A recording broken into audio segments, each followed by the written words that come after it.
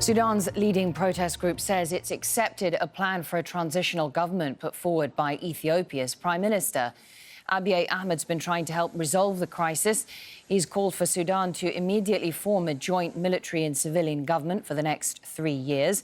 It would include a council with 7 civilians, 7 members of the military, and 1 person approved by both sides. Well, let's get more on this now. Joining us live from Doha is Waleed Madibo, who is a Sudan affairs analyst. And obviously this information just coming into us very recently. But what do we know in terms of how quickly this plan could be executed?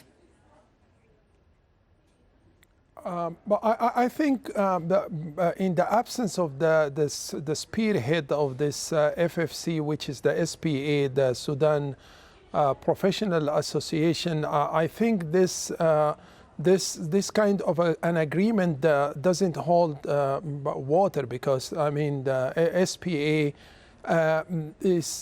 we don't see them in Ethiopia. We see some elements of the forces of freedom and change, and procedurally speaking, I think there is a problem. Substantively speaking, the Transitional Military Council doesn't seem to have much credibility, and that's very obvious in the way that they have dealt with the recent massacre. They don't approve of the internet connectivity. They are not taking any actions that confirms to a goodwill in their attempt to make a quick transition to democracy. And when you say SPA, of course, you're referring to the umbrella group, the Sudanese Professionals Association, which is that coalition, if you like, of different trade unions that are meant to be voicing and putting the demands and the requests of the protesters on the table. Given what you've said, why then have they accepted this proposal? I think there is a misinterpretation there. There is, they have given some demands, about 6 of them, and percentage-wise, yes, the officers or the Transitional Military Council complied with some of the demands, but qualitatively speaking and substantively speaking, they don't seem to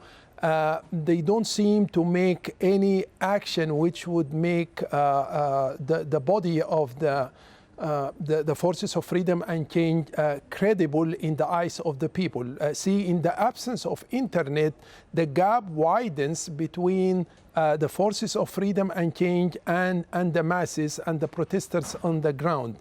And the more the period prolongs, there is going to be a serious gap there, not to forget that there are already some differences among the 5 factions of the forces of freedom and change. So actually what you're, this is very interesting. So actually what you're suggesting is that there might be some confusion over whether the SPA has really accepted this proposal, because we have seen a shutdown of the internet, and that's had a significant impact on the protest movement and their ability to make plans and to organize themselves.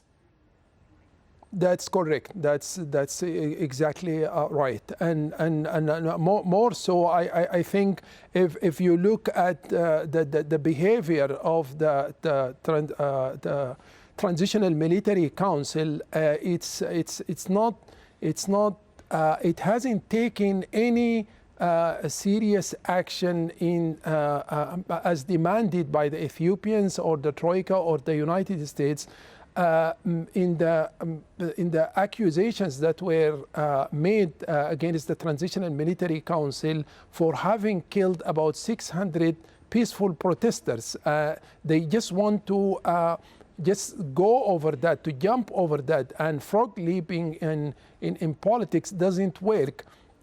They have to make some credible action and just come out of this, even if not 100% clear. They have to find a way of not justifying the killing of civilians, but at least explaining to the public what has happened. Because now everyone in the Transitional Military Council is giving a different story every other day. And the Sudanese people are not going to go over this especially that it is just very symbolic of the way that the previous regime has dealt with massacres in Darfur, in Jibal al-Nuba, and in South Kordofan. So it's not about transition to democracy or elections. It's about human dignity.